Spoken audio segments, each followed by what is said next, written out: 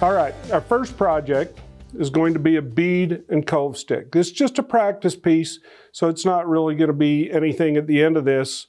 I guess if you want to make a lamp out of it later, that's up to you. But simple beads and coves. A couple of things we need to talk about is the wood. We're going to use aspen today. It's very soft. If I don't cut it properly, it's going to tear out and leave me torn grain. So it's a great indicator wood. Another thing we need to talk about is how we're going to mount it. I'm going to have my cup center, revolving cup center in my tailstock, and I'm using a multi-tooth spring-loaded drive in my headstock.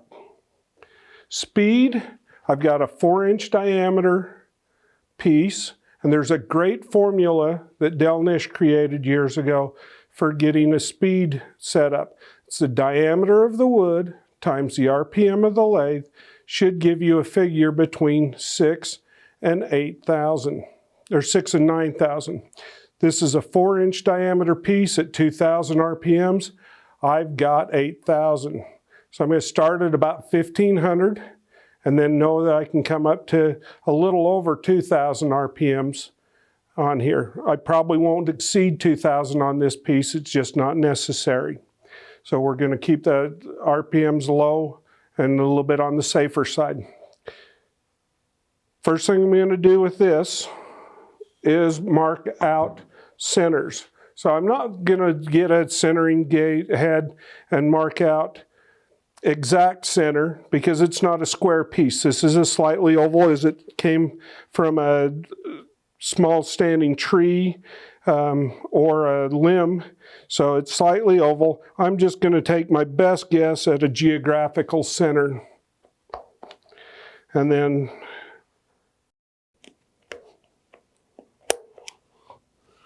I'm going to start with my multi-tooth drive center in my headstock, my cup center in the tailstock.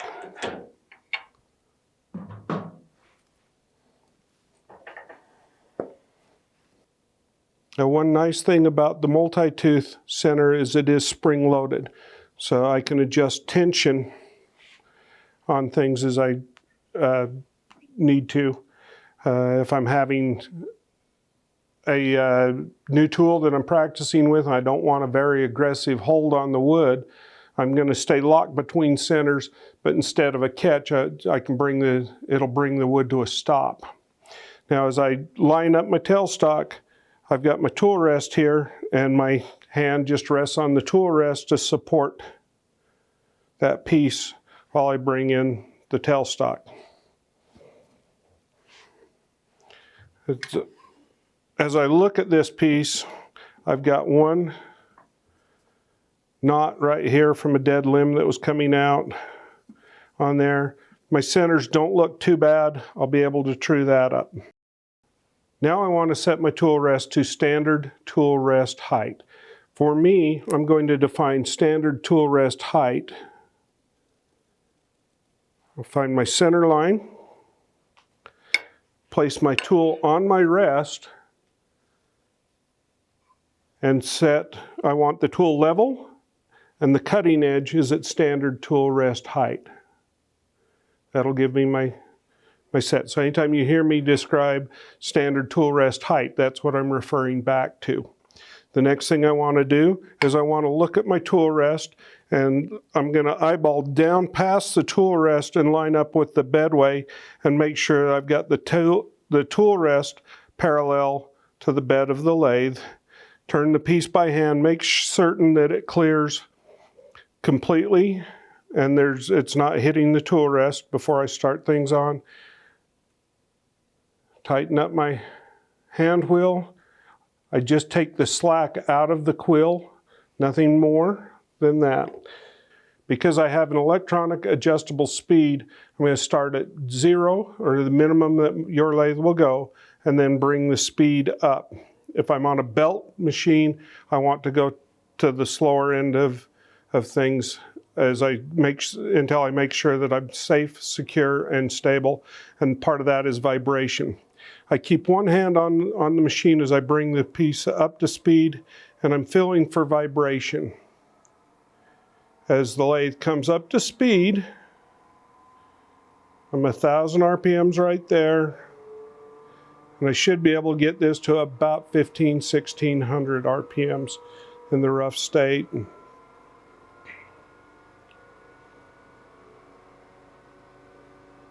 There's 1,500. First thing I want to do is take care of that knot that's sticking out.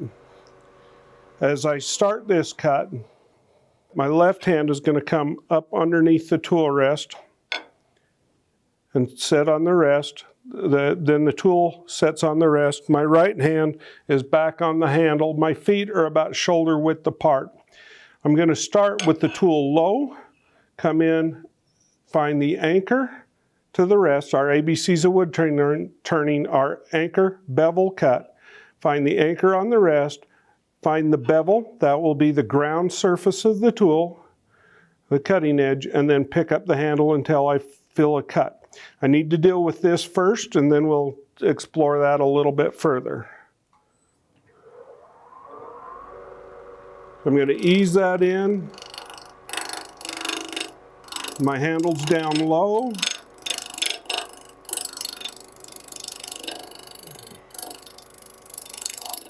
As I do this.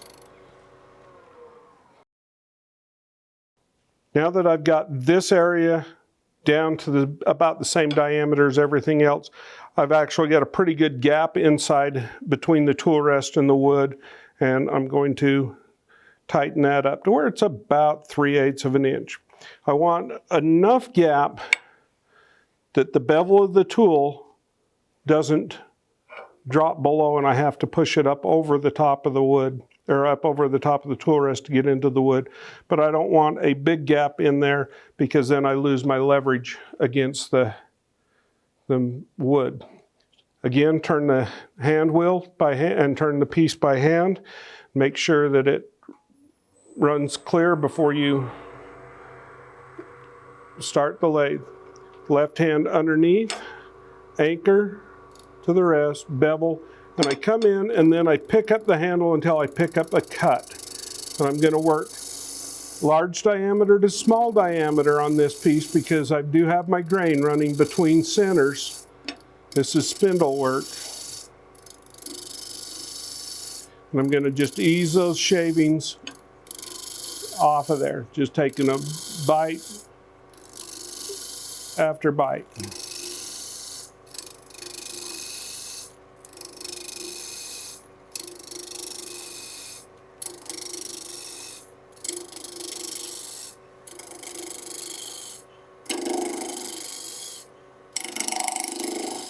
You can hear that knot right there. Now I'm going to come back the other direction, so I turn the tool over.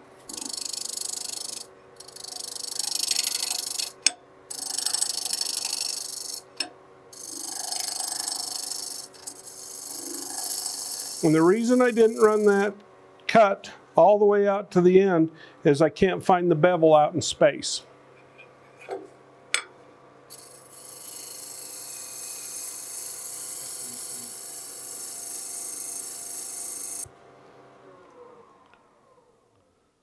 So I've got this rounded out, roughed up a little bit. I can now look at my speed, bring it up to about 2,000 RPMs on a piece this big.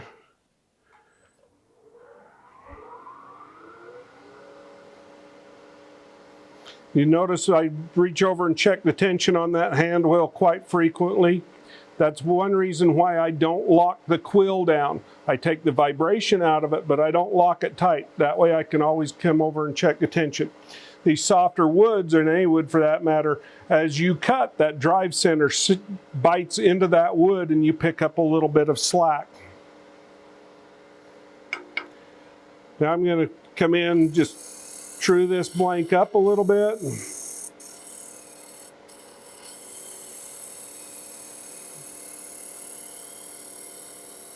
Now as I come backwards on that, I don't actually pull off the bevel, I just kind of hold it and come back. Because I'm on the bevel, I have control of the piece and it shouldn't skate.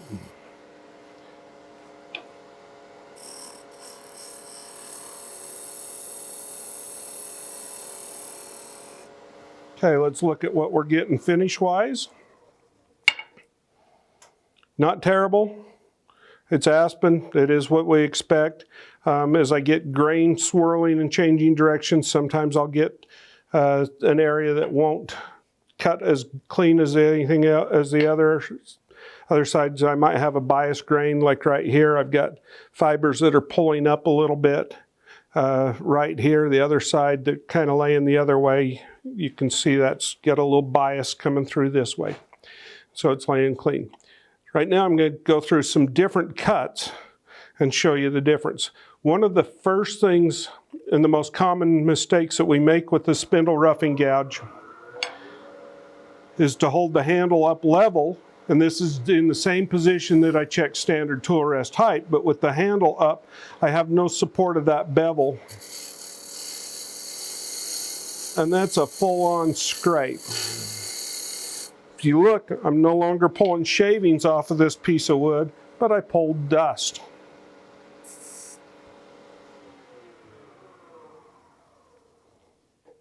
And the results left on the wood show that that's not as good and not as desirable. The cut that I used for roughing this down is called a pill cut. Anchor, bevel, cut. I'm using that same portion of the blade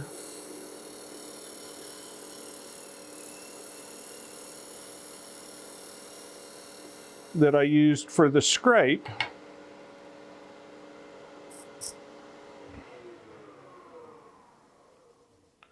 And on the peel, P-E-E-L, I get a better surface than I get off of the scrape. But if you notice, I'm not getting as good as I was initially. And the reason for that is that scrape took, when I scraped that surface, that took some of the sharpness out of that edge that quick. And so I lost sharpness of my tool. Now I've done the scrape and the peel, I'm going to do a shear. By doing the shear, I'm going to tip the tool at about a 45-degree angle across the cutting edge. Anchor, bevel, pick up the cut.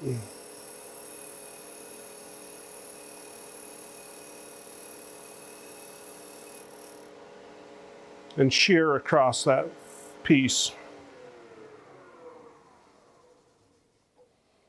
Much cleaner surface again. Now, one of the beautiful things about the spindle roughing gouge is I can cut anywhere on the tool that I'm supported by the rest. And part of what that means is I can do a shear cut back on the back wing.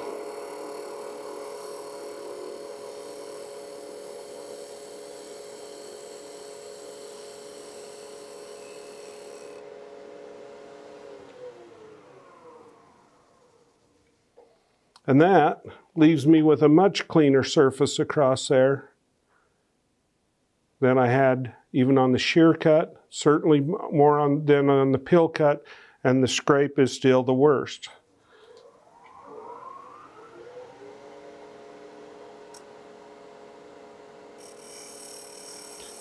Now using the front wing, the tool looks almost upside down.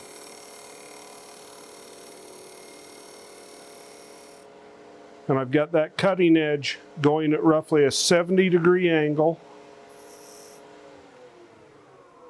And with that, there's no restriction on that shaving. It just glides off into space. The easier you can get the wood onto the tool and off the tool, the cleaner the cut will be. So when you look at this, that's by far the cleanest surface that I've got across this piece of wood. Catches with this tool. We'll turn the lathe down while I demonstrate those. The catches are going to be simply, I didn't put the tool on the tool rest first, and I'm going to get a snap like that. It's noted by the steel clank, and then you get a nice chunk out of the blank like that. The other catch would be not being on a bevel and putting your cutting edge in and not having support to hold it, and that'll give you a spiral out catch like that. But if you are always anchor, bevel, and then cut, and here I'm doing the peel cut just to level things out, but I'm not using the tip of the tool. I'm using another side. I can peel all the way up to that wing. Remember I said I can cut anywhere that's supported by the tool rest. So as I cut here, my center of gravity is coming down to this tool rest right there. As I come and I cut here, my center of gravity straight down through that way. So I've leveled that up. Let's go for a nice clean surface.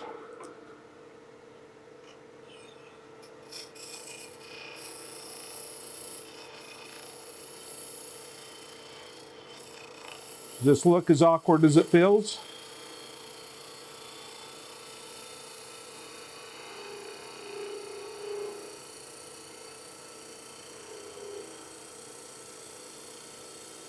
Normally I would work from my right to my left, being right-handed.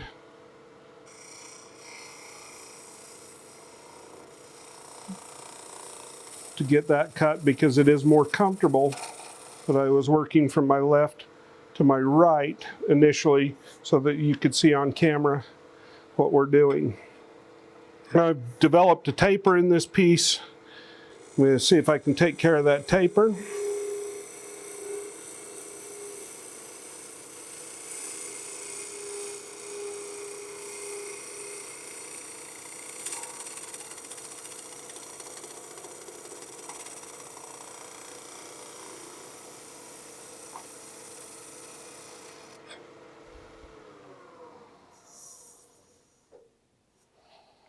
Got a nice clean surface on that aspen. For our next tool, I'm going to go with my 3/16 diamond parting tool.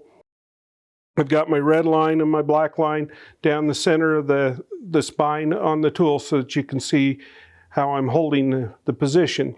Now when I look at standard tool rest height here, this is a thicker tool than the spindle roughing gouge, so I need to lower my tool rest to get to standard tool rest height.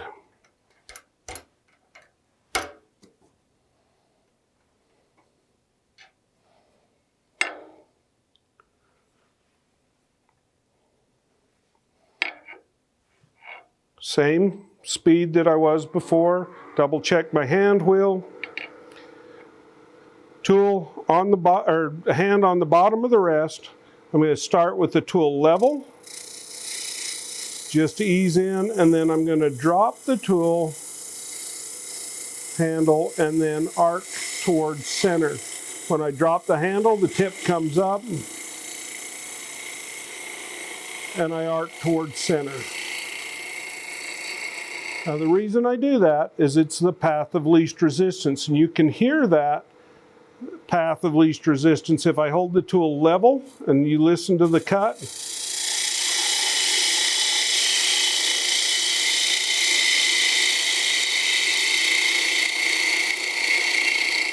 Versus an arc.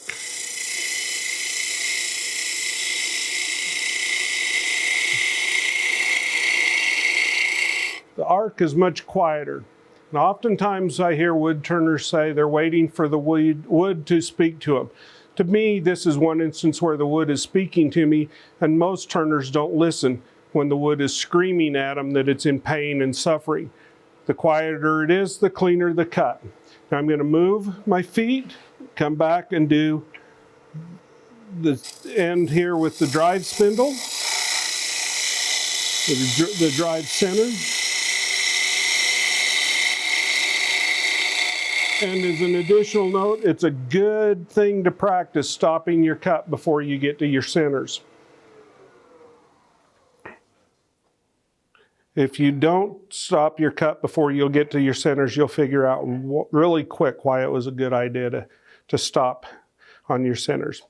All right, so I'm done with, I've got my ends trued up. I don't care that they're not perfectly cut here at this point because this is just a practice piece. And the parting tool is not a clean cut, it's a scraping tool. Or clean cutting tool, it is a scraping tool. So the next thing I want to do is lay out my beads. To do that, I'm going to start with my skew. And I've got a 1-inch skew, slight radiused edge across the top.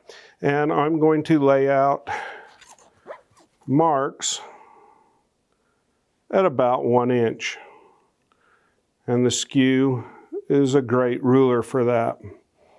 If you get a 3/4 inch skew, that'll work. If you've got a 1/2 inch skew, do it twice. I've got a little bit left hanging over at the edge. That's not going to bother me. I don't need this laid out perfectly. And taking my pencil, turning the hand wheel by hand, extending the length on the lines.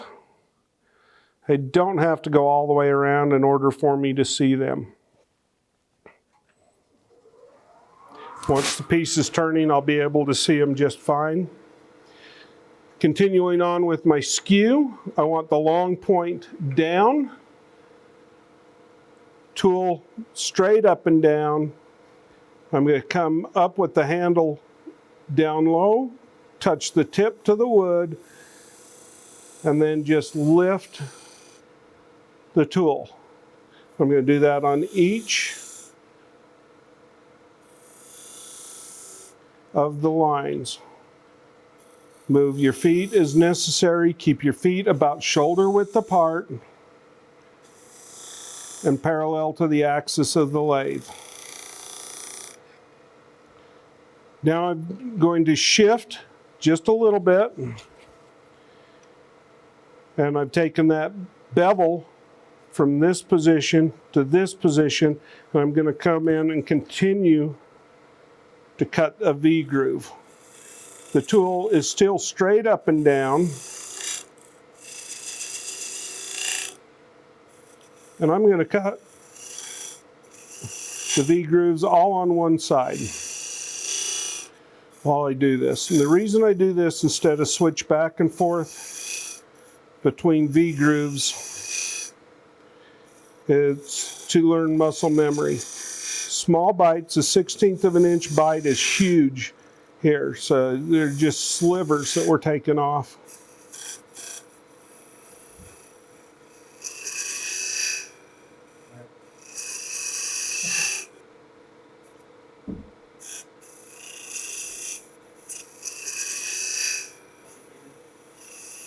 Okay, just take off small bites. Moldable small bites. A 1/16 of an inch cut with this tool is huge. You don't want that. Now that I've got all of the right hand V grooves cut, I'm going to shift my weight, shift my tool, and come in and cut my left hand V grooves.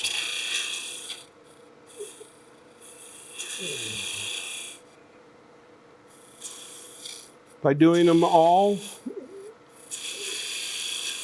at once on the same sides, I build muscle memory because I'm repeating the cut, and a little less fatigue through the day because I have a lot less movement than if I was to cut one cut down the left, one cut down the right.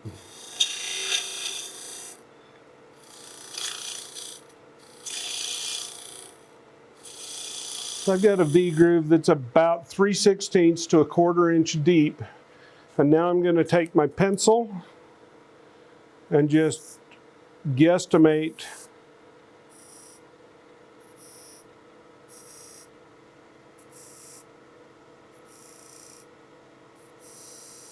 where the centers are.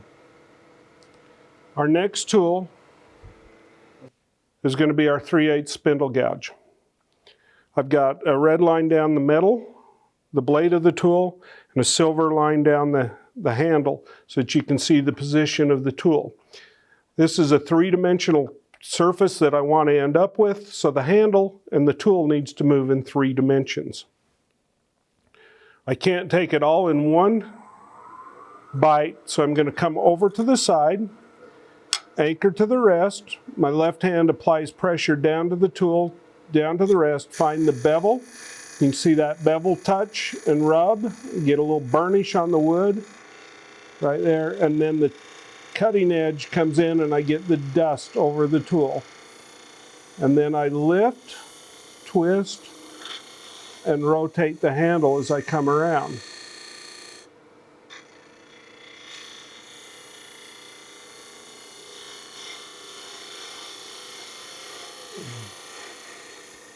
Now I didn't mention it, or I didn't show it, checking my standard tool rest height, but my tool is set for, or my tool rest is set at a standard tool rest height for this tool.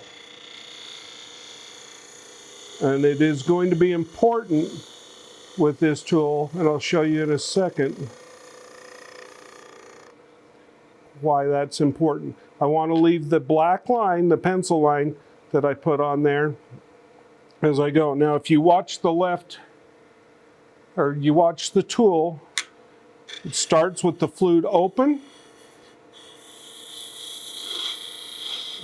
As it comes into the bottom of that V groove, the flute is completely closed. The tip is vertical on there. Now if I was not at standard tool rest height, when the center of that wood is traveling vertical also. The tip is vertical. If I was high on my rest, the wood's traveling towards me. If I'm low, the wood's traveling away from me. And I don't come to a neutral position like I do here. I want to be able to come to a neutral position. Anchor, bevel, cut.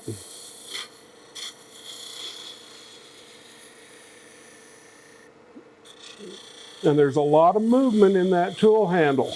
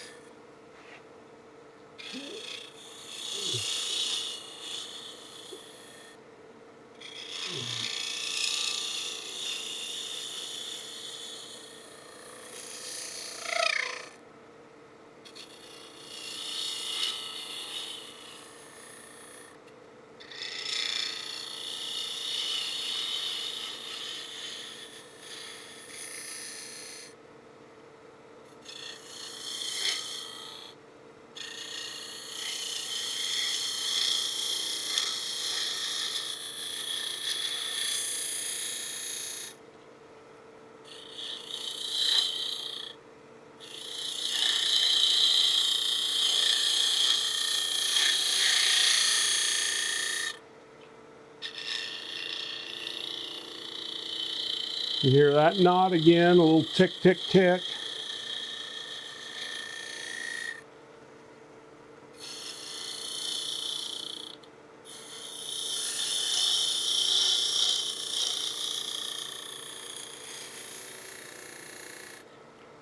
Now as I'm doing that, my hand is on top of the tool and I roll over.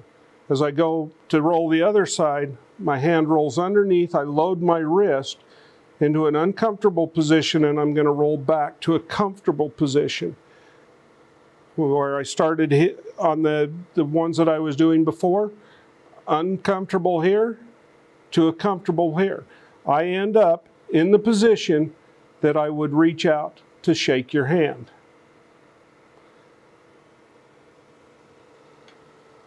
So I start with my wrist underneath, or my hand underneath the tool, my wrist loaded in an uncomfortable position, and I work to a comfortable position.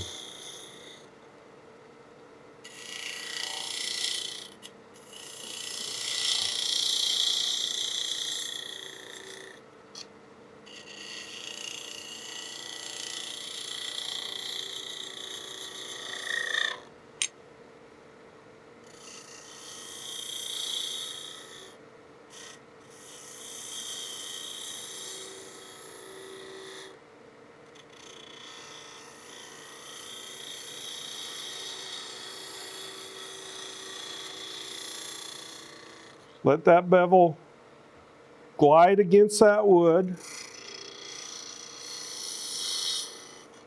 The bevel has to be on the blank, but the wood shouldn't know it's there. Rub the bevel is a very harsh term.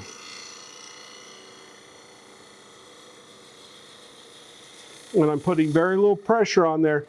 If you hear, that doesn't change the sound a lot when I completely lift my hand, but just the weight of my little finger pushing on there, I can hear that sound pick up again. So I don't want to rub that bevel in there. I want that bevel to glide or tickle.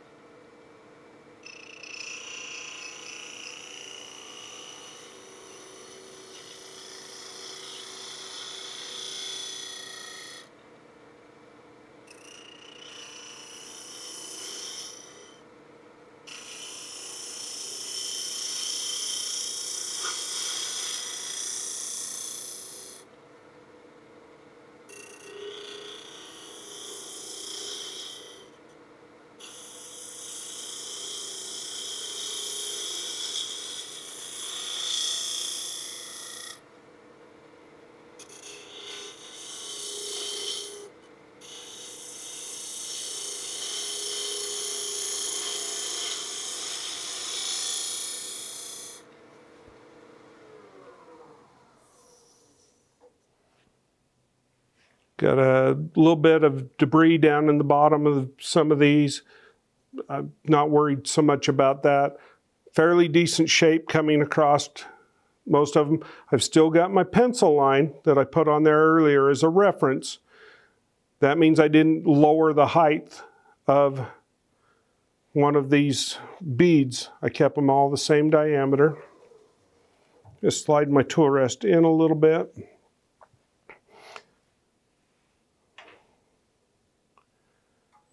Now, the common mistakes that I see here would be to turn the tool over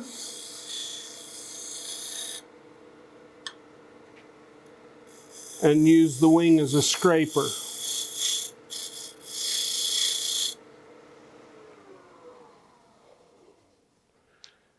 With this aspen, you can see that tears that grain out very quickly and leaves us with an undesirable surface. I would much rather sand either side of that bead than that bead that I just scraped. The other thing is off the bevel, the other mistake.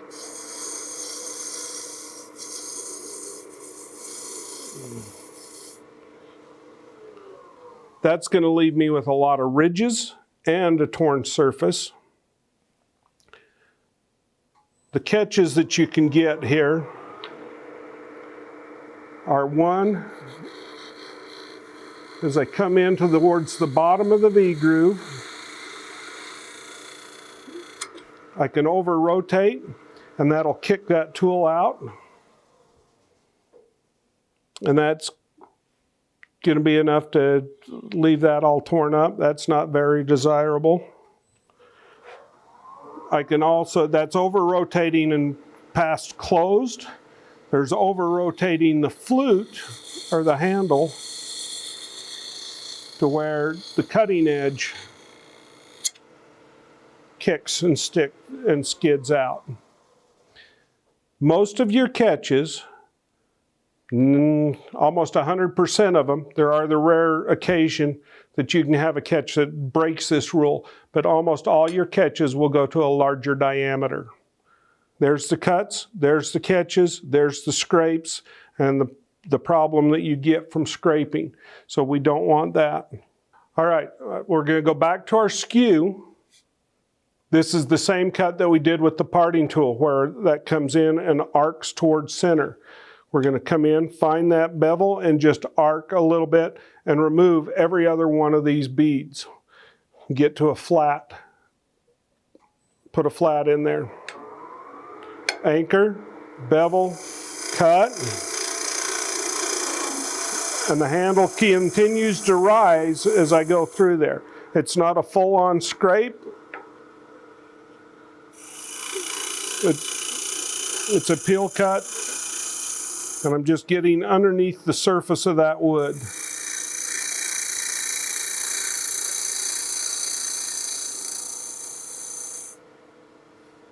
And if you look right on the edge of my tool, right through there, you can see where there's no shavings on there. That's the bevel that I'm writing as I go through and I make that cut. If I scrape, hear the difference in it? Much louder, much dustier, and I'm going to have a poor surface left behind. And that's also going to wear my edge of my tool out very quickly. Okay, now that I've got my flats in here, I'm going to go back and I'm going to cut coves.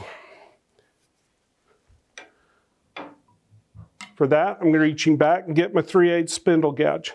Now this is the opposite cut of the bead.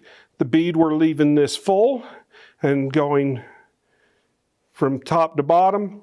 As we leave that, we're leaving a mound in there. Now we're taking wood out of the center. There are only 3 shapes in the universe. I've done 2 of them. I've done mounds or mountains, beads. I've done flats or planes. Now let's do a cove. A cove, it's not going to do me any good to put a mark in the center of that, but you can feel free to do so if you want. I'm going to start with the gouge in the position that I ended up at the end of the bead. Standard tool rest height, flute closed, bevel pointed in the direction I want to go, and then I'm going to rotate the tool, open.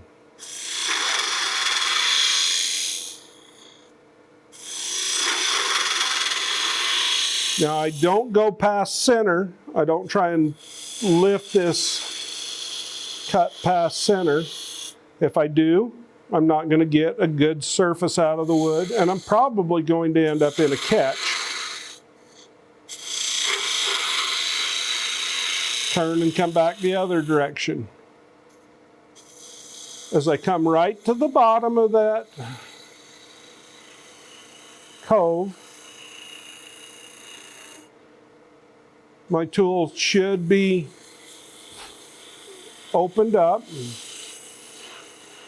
and you get that little area right in the very bottom, which is flat grain.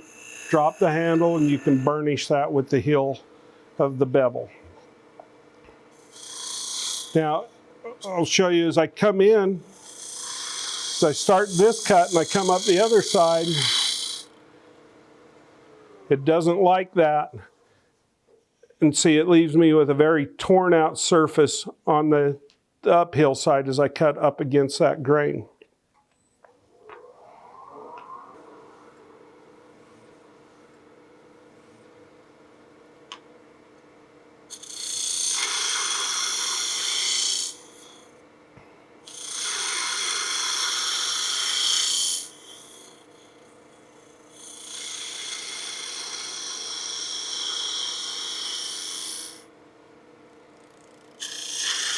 Again, just like with the beads, I load my wrist in an uncomfortable position and work to a comfortable position.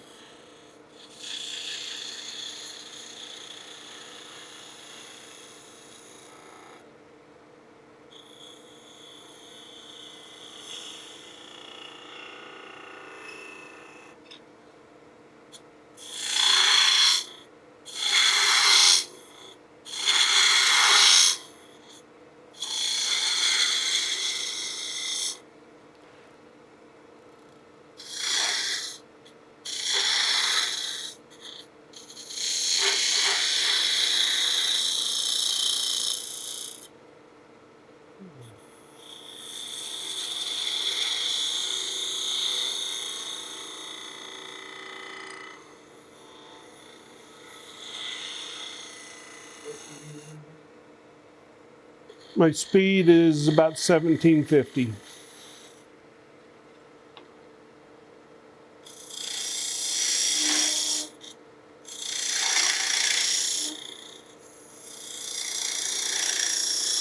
And I could be up to about 2200 on a piece this size now.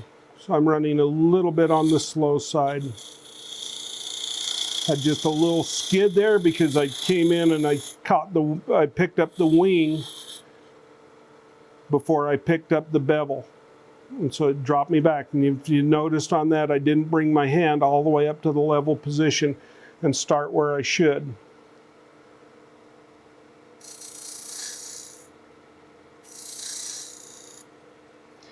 The next part that we want to do on this is fillets.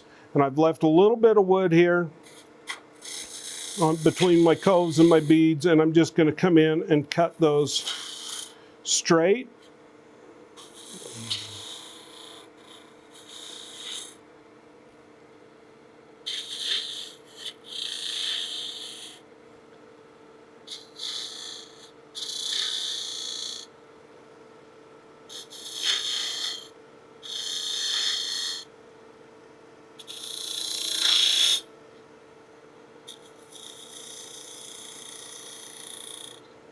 And just define things.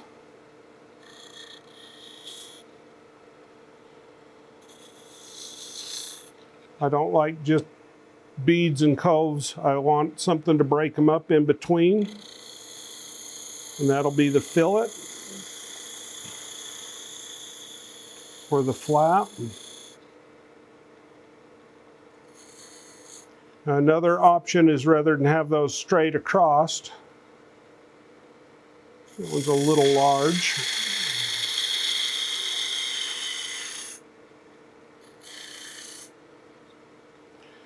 Rather than have the fillet straight across, is I can come in and angle them in a bit.